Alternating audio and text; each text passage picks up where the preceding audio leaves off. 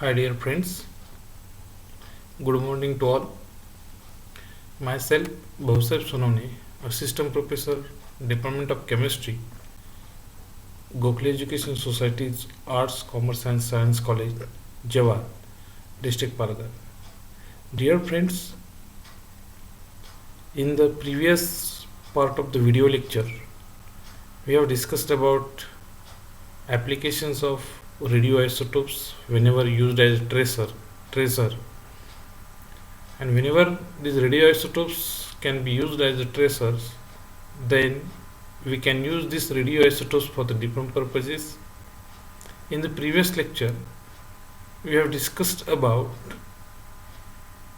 the use of radioisotopes for the determination of or for the prediction of correct mechanism of some chemical reactions. And for that purpose, we have discussed about the different chemical reactions like photosynthesis.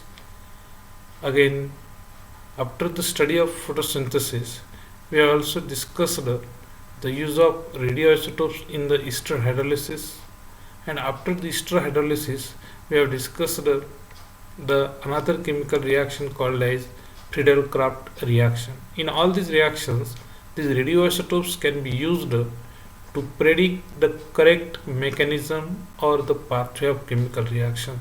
So whenever there are more possibilities for the pathway of any chemical reaction, then the correct mechanism, correct pathway of any chemical reaction can be predicted with the use of radioisotopes of various radio element. And here, dear friends, in this part of the video lecture, we are going to discuss the another application of radioisotopes, which is called as age determination.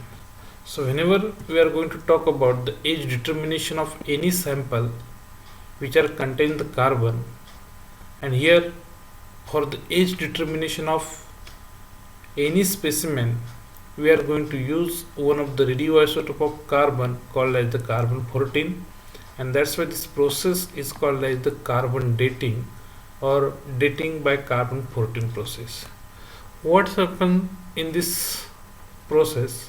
In this method, the radiocarbon carbon 14, which is the radioisotope of the carbon, is particularly used to determine the age of some or any archaeological or biological specimen. Particularly, this is very important. Actually, this method is used to determine the age of specimen containing the carbon particularly. And in this method, what happens? The radioisotope C14 or carbon 14 is used for the determination of age of specimen, biological specimens particularly containing the carbon. In this method, what happens? This carbon 14 radioisotopes is formed by the interaction of neutron with nitrogen in the atmosphere. So this is a reaction which indicates the formation of C14 in the atmosphere. Let me adjust this first. So this radioisotopes C14 is formed in the atmosphere with the help of this neutron and the nitrogen 14, and this is present in the atmosphere. So here this nitrogen 14, whenever interact with the neutron, there is a formation of this C14. There is a formation of this C14 and which is present in the atmosphere. What happens? This C14, it is the radioisotopes.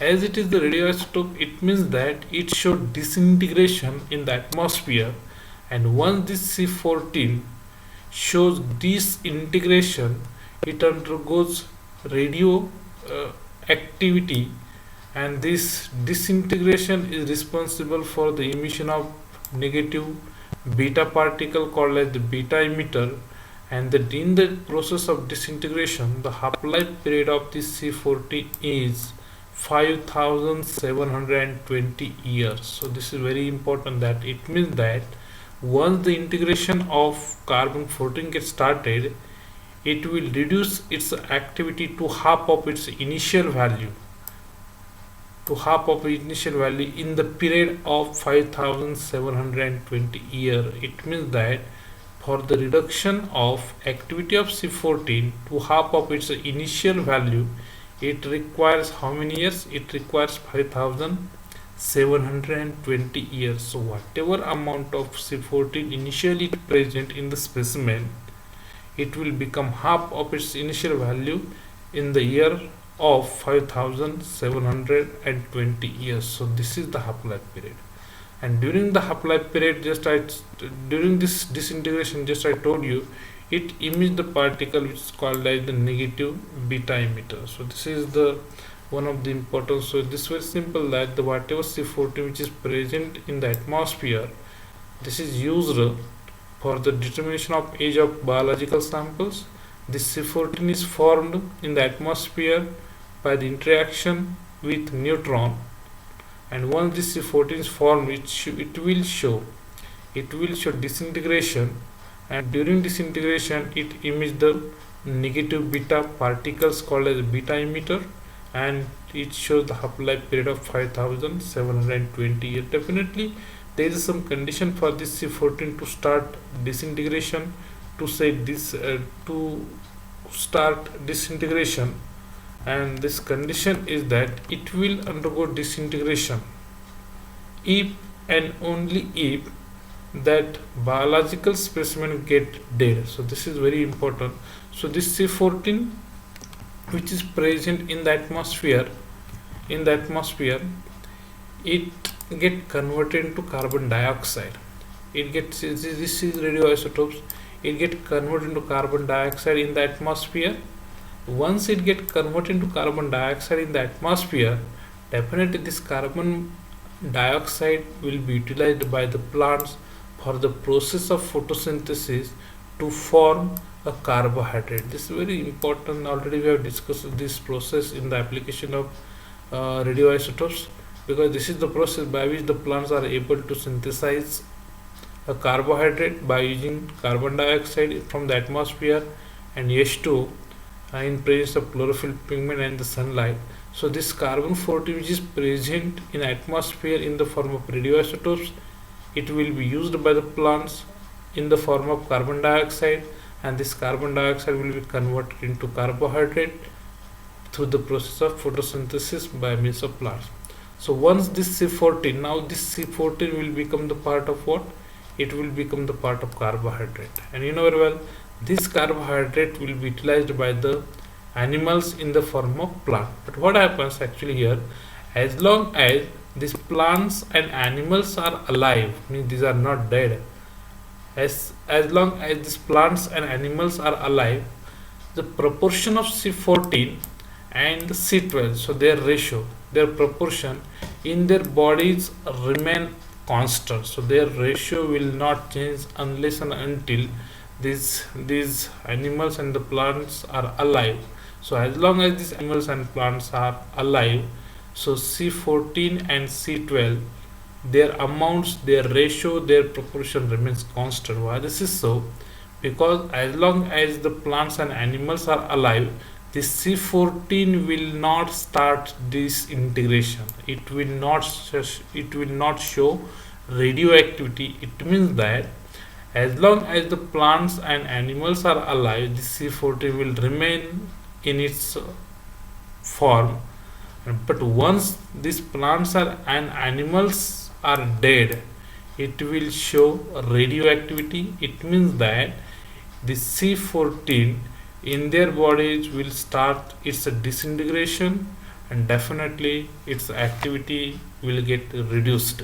So then the radioactivity of this C14 in the dead bodies will decreases with the time.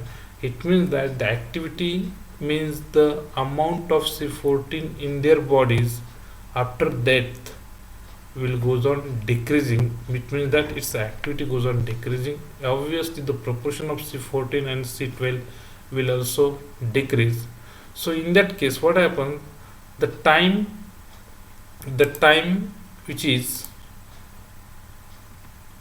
which is passed or which is elapsed since the date. So after the date, the whatever time is passed during that time or in that time, the definitely the activity of C14 will also decrease.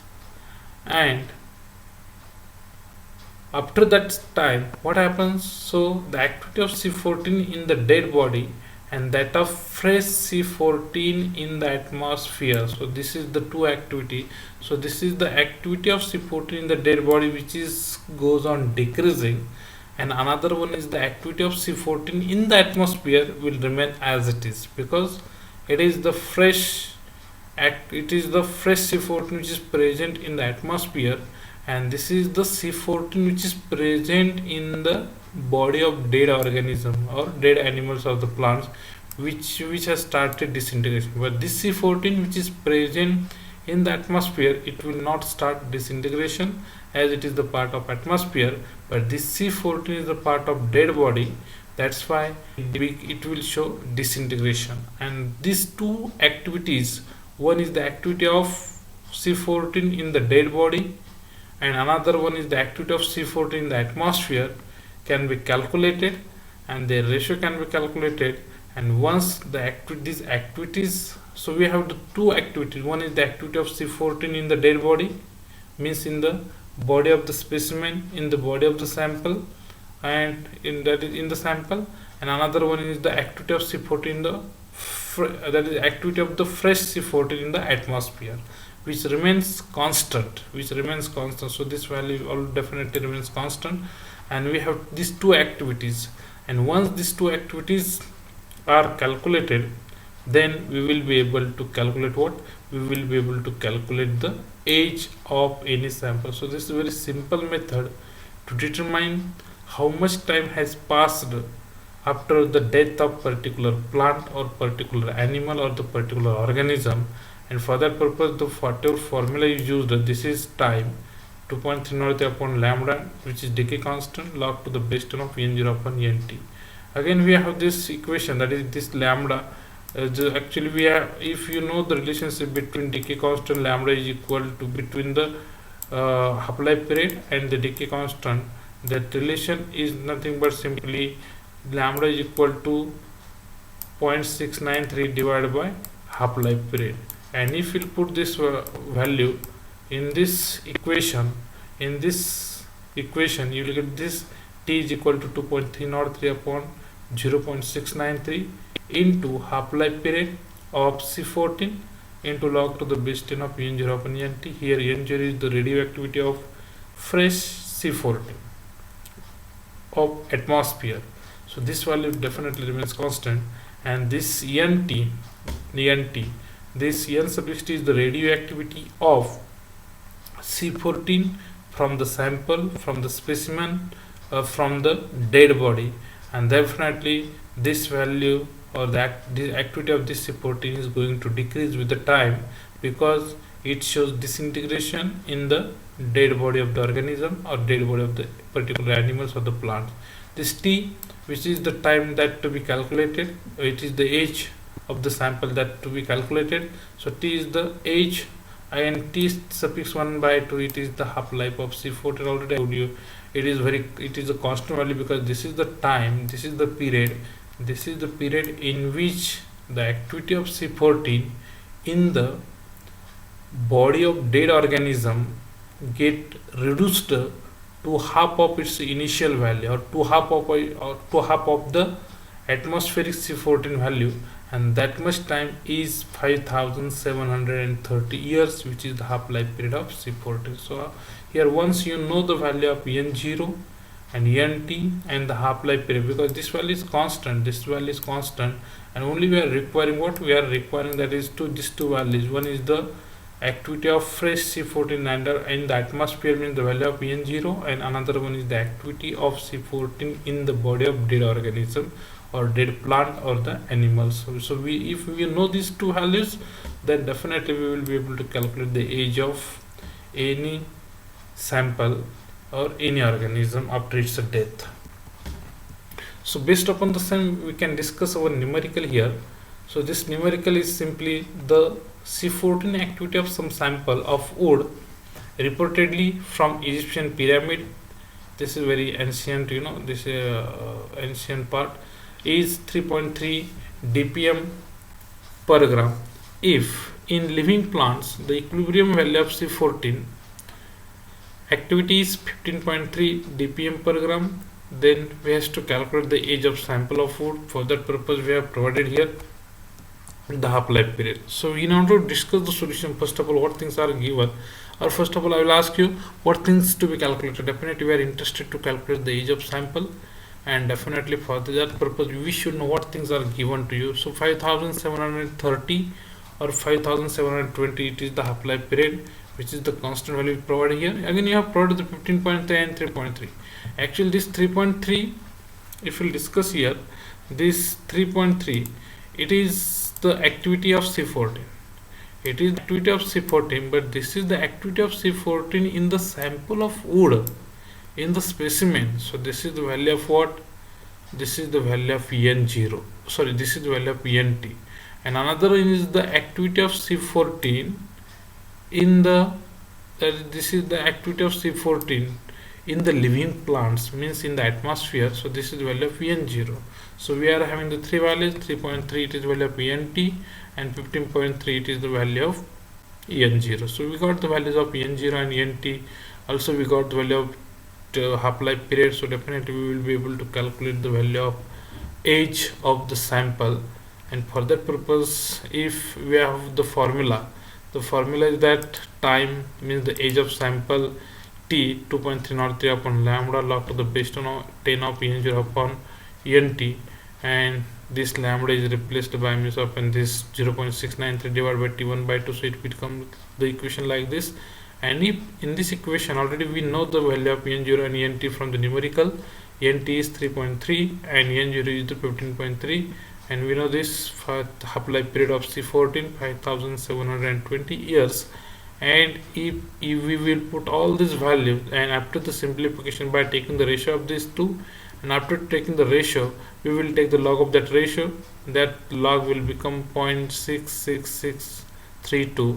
and after making the simplification, definitely we got the age, means the time of that, that is the age of that sample of wood reportedly from the Egyptian pyramid is simply 12,663.7 years. So this is the simple the sample of wood is nothing but this much years will years old.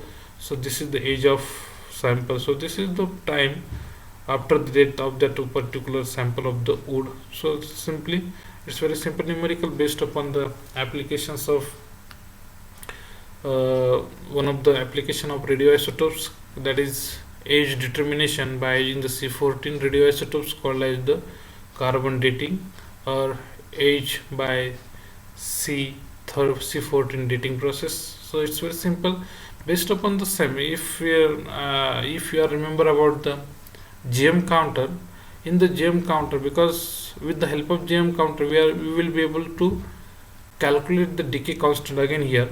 So here the one particular numerical is given to you all, that is the GM counter when switched on it shows 12 counts per minute reading for a sample of radio element. The initial display was 3162 unit counts per minute, and exactly after some time, means 1 hour, the display was 3067. So there are three readings particularly. One is the at the start of GM counter without sample. So I hope you will be able to. So this is the without sample. So this is the reading. This is the counts per minute without sample. So this is the background count. So this is because of some factors rather than the radio sample. And initial count. So this 3162. This is the initial count. It means this is the initial activity, but it is also including the background count. So we have to minus this. We have to subtract. So actual initial count is the difference of what? Experiment count minus background count. Experiment count is the 3162 and background count is what? That is simply 12. So 3162 minus 12, it becomes 3150 count per minute. So this is very simple. Similarly, actual count after some time, after 1 hour, again it will be difference of experiment count 3067 this, and background count minus, that is 12. So difference of these two will be 305 simply 3055. so I hope we'll be able to identify the value of en0 and ent. So this is the initial, it means this is the value of what, this is the value of en0, this is the value of en0, and this is the value of what, this is the value of simply activity after some time. So ent, so we got the value of en0 and ent already. We know the, this is the actual count after 1 hour. So time is given to you 1 hour, and we have to calculate the value of decay constant. So again, if we use the same formula here for the determination of decay constant, lambda is equal to 2.303 upon t log to the base 10 of en0 upon nt. You know the n0, n0 is how much? N0 is actual initial count 3150, and nt is actual count after 1 hour 3055. So here, if we will put this value of n0 and nt after 1 hour, means the time will be 1 hour, and by making the simplification, definitely we will get the decay constant 0.0306 per hour. So here, so decay constant of this radio element will be 0.0306 per hour. So I think you got clear idea about the applications of radioisotopes whenever these are used as the traces for different purposes, either for the study of reaction mechanism, correct reaction mechanism of some chemical reactions, or whenever these are used for the study of, or for the estimation, or for the determination of age of sample of some plants or animal after death, then these radioisotopes can be used for the determination of age of the dead sample also. So it's very simple to discuss this application. At the same time, I think you also got the idea about the numerical, because we have also discussed about the numericals based upon the same. So dear friends, in the next part of the video we will discuss about the next part of the nuclear chemistry based upon the nuclear transmutation, which is also called as the artificial radioactivity. Because till we discussed about the natural radioactivity, now we will discuss about the artificial radioactivity, so artificial disintegration of radioisotopes. So thank you very much.